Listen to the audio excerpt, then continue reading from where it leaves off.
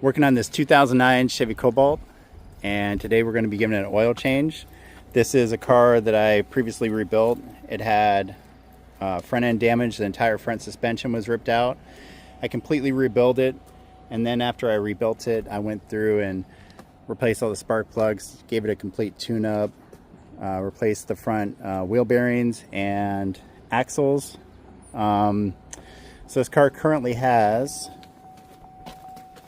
136,106 miles, and the young man that currently owns this car put a tint job on it, makes it look a whole lot better. And this is his first car, so I'm going to teach him how to change the oil on it. One of the most important parts about car maintenance is knowing how to change the oil, and I like doing it myself because then you see underneath the car and you can really see problems before they really become issues. So I'm going to teach him how to do it, and in the future he can probably do an oil change quicker than it would take to take it to a quick lube place and wait in line and have them do it. All right, so let's get started. First thing we're going to do is pull it up on the ramps.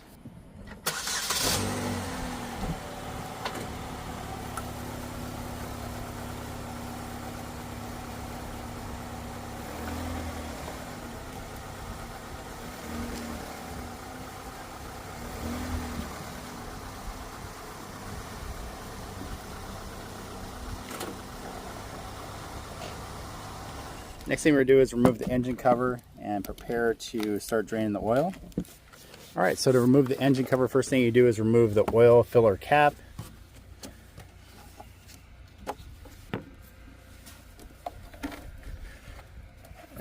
Pull up on the back, there's a little tab there, just pull straight up. There you go. And then you want to replace your oil filler cap and put it back on there so no debris gets in your engine. The next thing we're going to do is generate the car and start draining the oil. All right, to remove the drain plug, it takes a 15 millimeter. One of the reasons why I like doing my own oil change is you can see leaks like this. You can see the transmission pan gasket is starting to leak a little bit. So I think in the future we'll change the transmission filter and the gasket as well. So let's go ahead and take the oil drain plug out, and that's a 15 millimeter.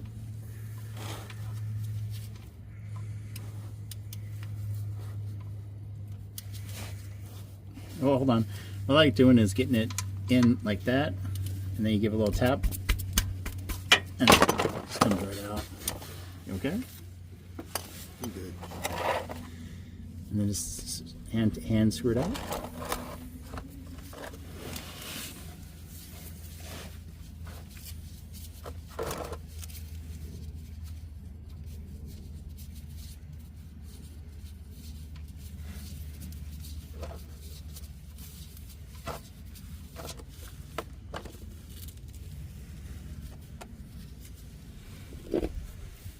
All right, and then while that's draining, we're going to go up top and remove and replace the oil filter.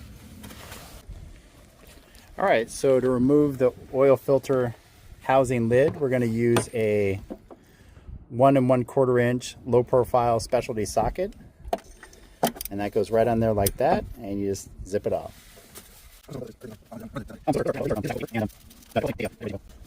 So when you pull this out, hold on one second. Hold on. Wait, before you pull it out. Yeah. So you want to pull it out, let it drain a little bit, and then tip it upside down. And then what I like doing after I pull it out is I like examining the oil filter paper to see if there's any debris, little metal flakes, or stuff like that. This one looks good. And then we're going to replace the O-ring on the oil filter housing lid too. So if you want to get the new oil filter, which is the STP S9018R. STP makes, in my opinion, the best oil filters. They always come with the new gasket as well. So it literally just pulls right off. Oh. Hold on, let me show you. So one of the things you want to do is when you're doing this, you always make sure you want to go in the divot right here because you don't want to damage any of the threading or the housing by putting scuff marks in it. So you just want to put the pick underneath there and just pull it all the way off. Then you want to get the new O-ring, take that out of the package.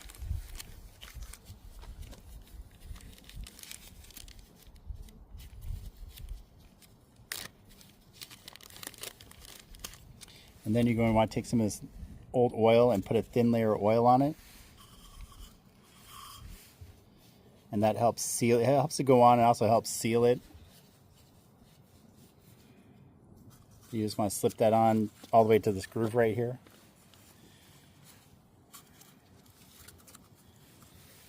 And because the STP always comes with the O-rings, I always replace it every time I do an oil change. But if it doesn't come with the O-ring, you want to replace it at least every other time. Then you take the new oil filter and put it right on. Push it down, and it has a little springy action to it. There you go. And then gently set that right back in the oil filter housing.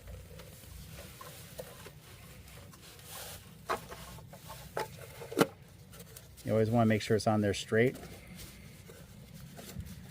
So always hand tighten it first.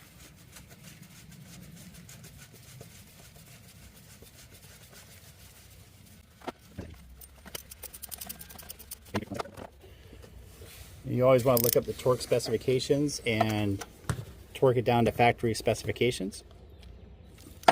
And after you fill it up full of oil, let it run for a couple minutes. You want to check for oil leaks right here. It's very common for this to be on crooked or to not tighten it up enough and then get an oil leak. So let's get down below the car and reinstall the oil drain plug. So put the drain plug in first by hand.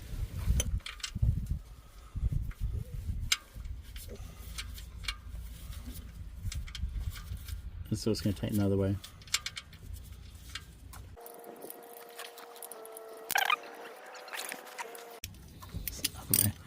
So tighten it down to factory specifications,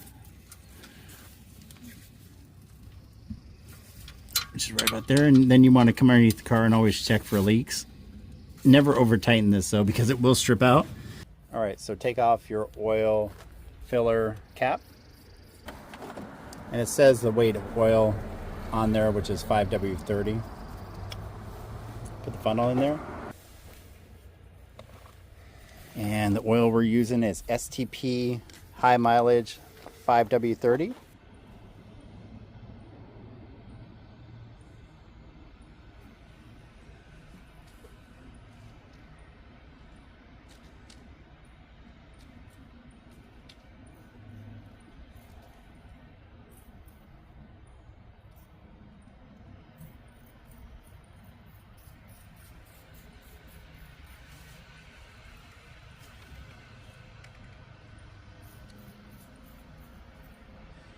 I like checking my oil every time I put gas in it, or at least every other time. You want to check your oil.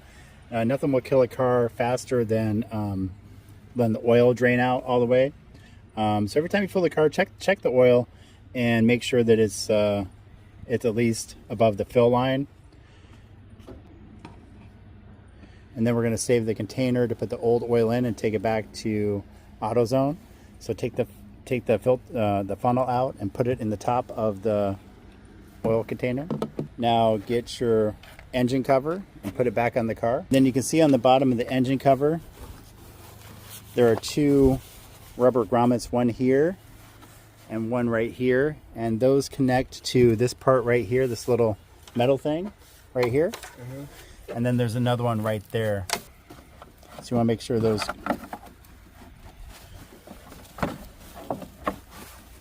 wait.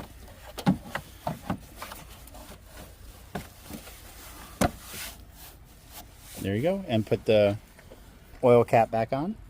It's right here.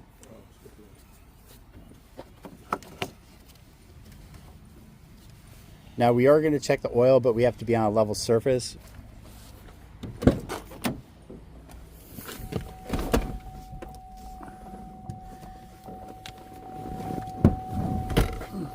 Where's your keys?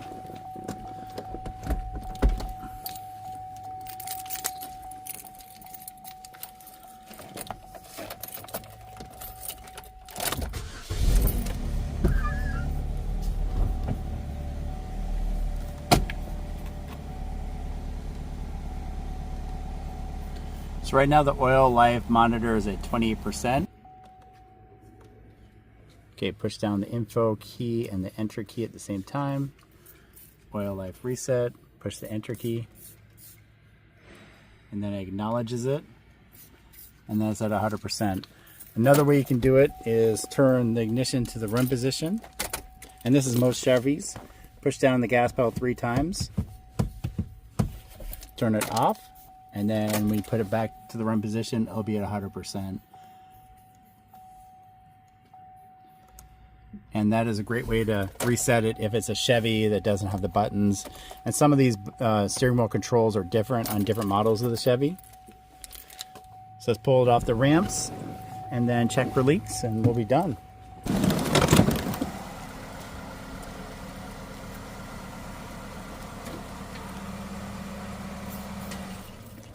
And that is showing someone on a 2009 Chevy Cobalt how to change their oil for the first time. If you like this content, please like and subscribe. Thanks for watching.